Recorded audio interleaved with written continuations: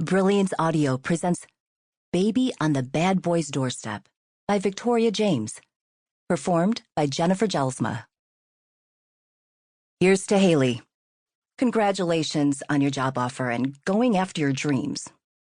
Even if it means your dreams are in another state. Haley smiled at her older brother Luke and blinked back the tears that threatened as everyone at the table clinked glasses at his toast. How far she'd come this past year. She'd left her husband, her old life, her old self behind, and had been rewarded with all these new friends. They were all her brothers-in-laws, and they'd accepted her as one of their own right from the first day.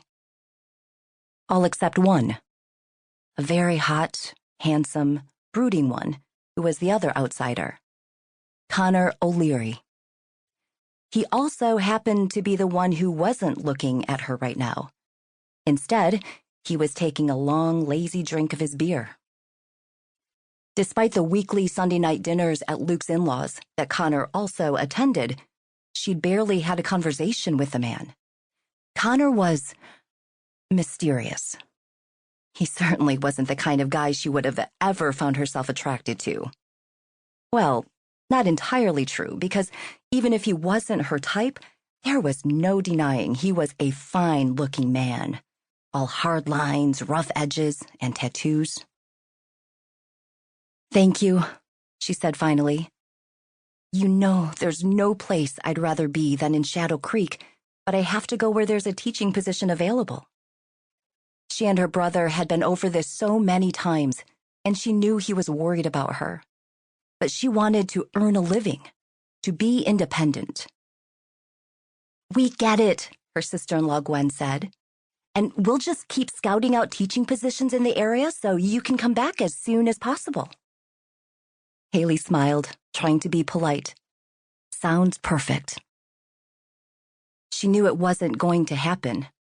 Shadow Creek was a small town, and new full-time teaching opportunities were very rare. "Though, if you want that job at our chocolaterie, it'll always be available for you," Gwen said.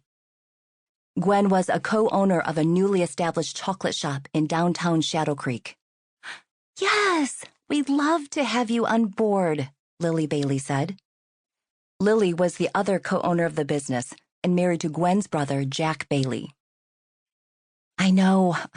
I so appreciate you offering it, but I miss teaching so much," she said. It was hard to imagine that a little over a year ago she'd almost given it all up for David. She loved kids, adored them, and knowing she couldn't have any of her own made her want to be around them even more. "I know, we get it," Gwen said.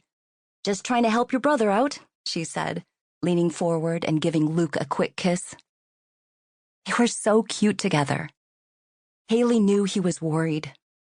Luckily, a few trays of food arrived, and they were soon distracted by the appetizers they were all sharing. She looked around the table at them, wondering how the people she'd come to know in such a short time had become so important to her. They gathered once a week at Gwen's parents' house, but tonight, Luke and Gwen had arranged this to celebrate her new job. It was still months away, but Haley had just found out today.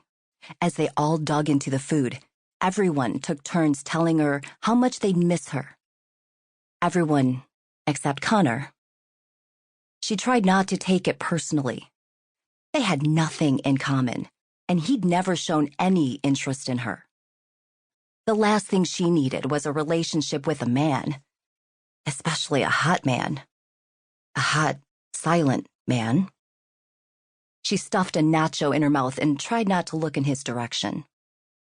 Really, the man couldn't express his disinterest in her any more plainly. Could she blame him? Of course not. She had arrived here a wreck, and it only felt like she was finding her footing now.